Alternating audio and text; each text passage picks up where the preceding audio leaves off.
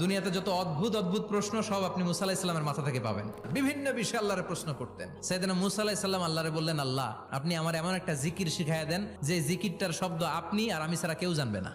দিনে রাতে সব সময় এই জিকির আমি করব, আপনারে ডাকবো, কিন্তু শর্ত হলো এই জিকিরটা জানবে শুধু আপনি আর জানবো শুধু আমি। আল্লাহ বললেন, মুসা পড়ো লা ইলাহা ইল্লাল্লাহ।